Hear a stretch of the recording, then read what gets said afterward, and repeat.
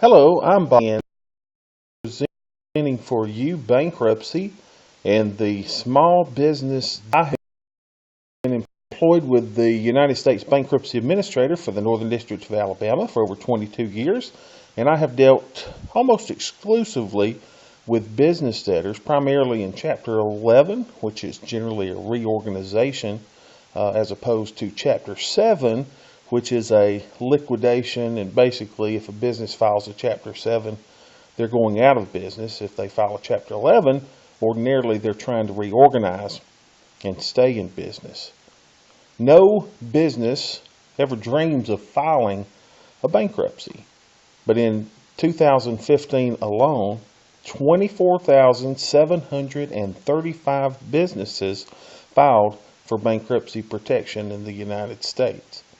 And with my dealings with bankruptcy cases, there are some common themes that I tend to see that are causing businesses to not be successful and to file bankruptcy. The overwhelming number of bankruptcy cases filed, in my experience, are the result of the owner's inability or unwillingness to effectively manage the affairs of their business.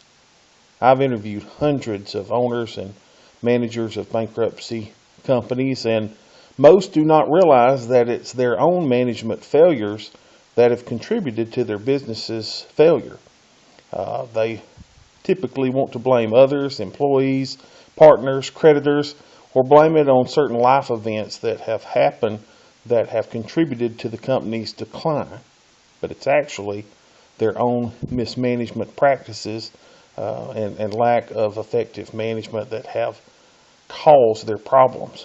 I would say that of the mismanagement of small businesses, the primary reason that I see with the filing of a bankruptcy petition in small businesses is their failure to pay taxes and file tax returns timely.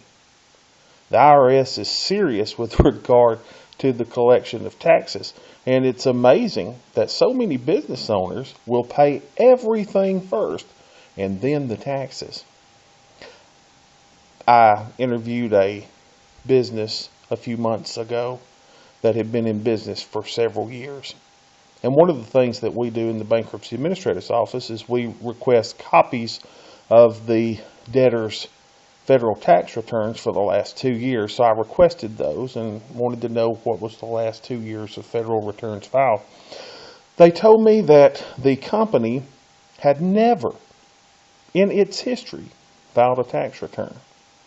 Well, it was no surprise that this company was filing bankruptcy. The IRS had issued levies and was about to shut the doors on this company. And the owner, when I asked him why were tax returns not filed, he just said, well, I had other things to take care of. So can you only imagine the taxes, interest, penalties that will be assessed against his business? And it'll be very difficult for them to reorganize and stay in business because of their failure to file those returns and to pay their taxes. But income taxes are not the only taxes that are neglected by bankrupt companies. One of the more common taxes that we see not being paid are the deposit of federal payroll taxes. And this one can really get the business owner in trouble because the employee portion of those taxes is actually taken out of the employee's salaries and earnings and is basically placed in the trust of the employer, and it is the employer's responsibility to deposit those in a timely manner.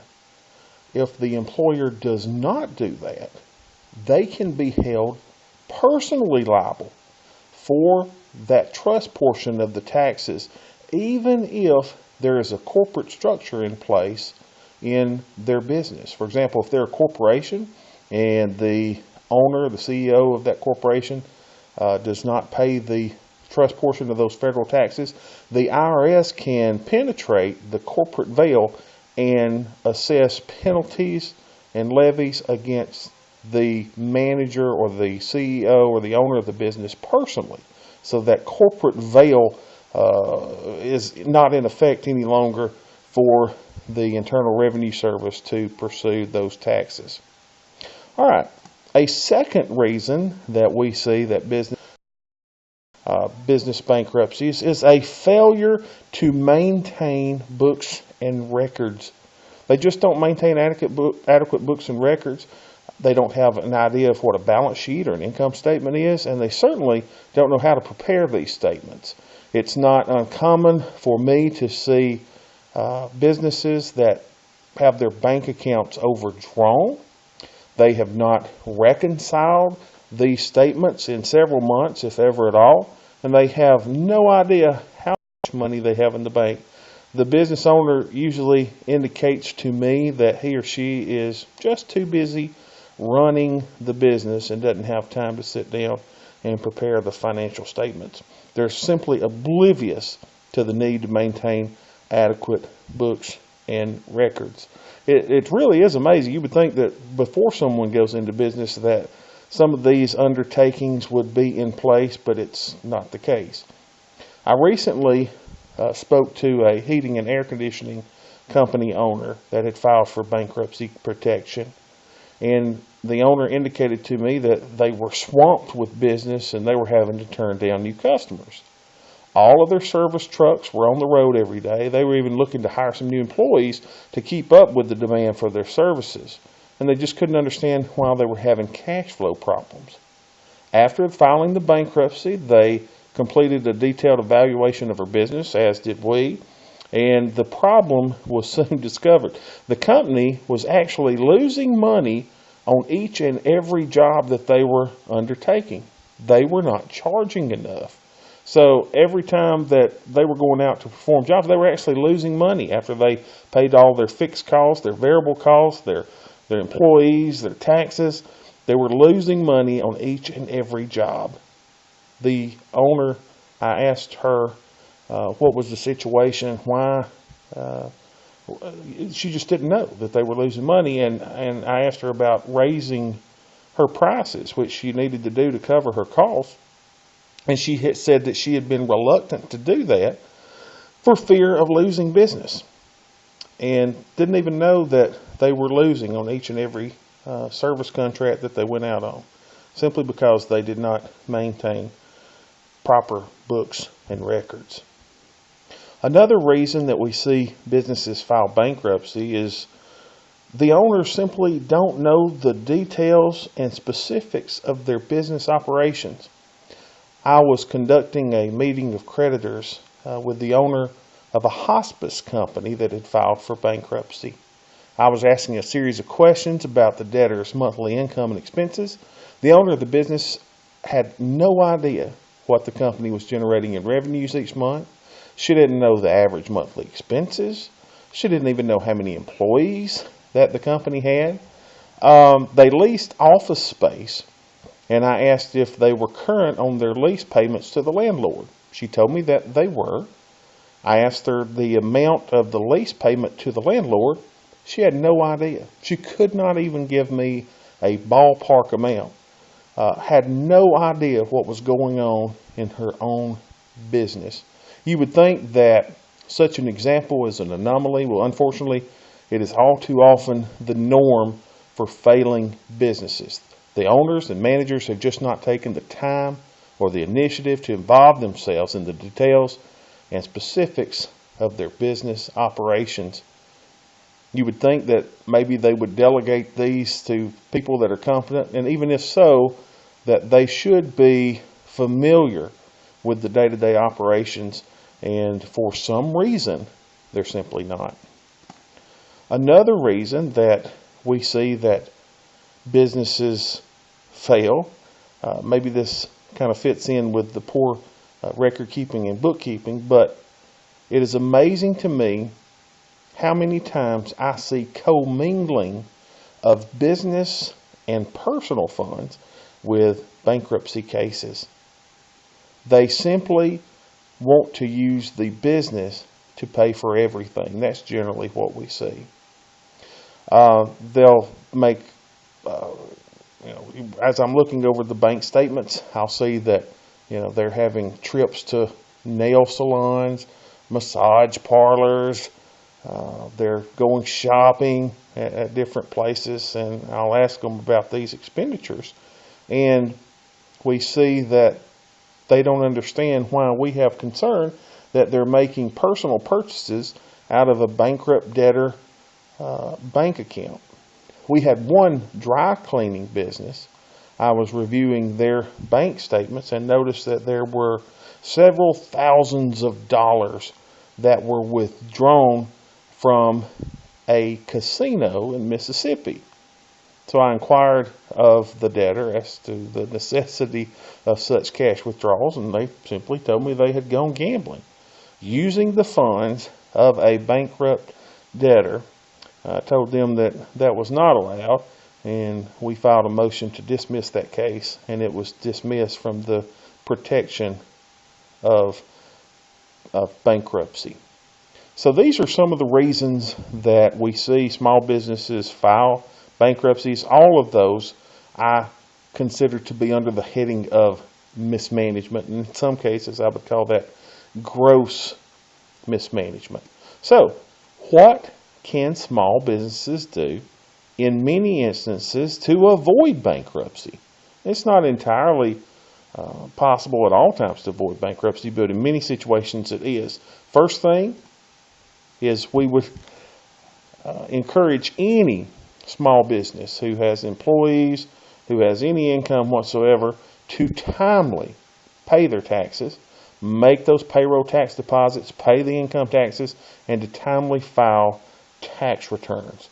It's very, very important to stay on top of that. I often tell companies who file a Chapter 11 bankruptcy for the Northern District of Alabama that our court actually enters an operating order that will require the debtor to deposit payroll taxes within 3 business days from the date of the payroll. So if they make payroll on a Friday, the payroll taxes are due to be deposited with the IRS on the following Wednesday. And many times they look at me like, oh, that's not possible. Oh, we can't do that. As if that is an entirely new business practice for them. So we would encourage any business to go ahead and set that up ahead of time to make sure that there are policies and procedures in place to ensure that the payroll taxes are paid and that tax returns are filed. I file my own tax returns. I have a business as well. They can be very, very complicated. We would certainly encourage businesses to employ the services of a qualified accountant to file their tax returns. And there are many owners of companies who are not comfortable and don't like doing payroll. They, have to calculate the amount of taxes. They have to calculate the payroll and all the deductions from that. One idea for them would possibly be to hire a payroll company that would calculate payroll taxes and make those payroll tax deposits for a fee. Of course, that doesn't come free of charge, but it may offer some relief for the business owner from the time of having to put all that together and to calculate and to be responsible for the tax deposits. So that's one idea that they could do, is to hire a payroll tax company to do that. Second thing that a company needs to do is to maintain adequate books and records and update those books and records regularly. If the owner does not have the time or the knowledge to prepare the books and records, then the services of a competent bookkeeper should be utilized. The business owner should be familiar with an income statement, a balance sheet. If this is new territory for the business owner, then they should take a class on business record keeping from a local technical college or technical school. Several courses are also available online where they could actually research about books and records and the different financial statements.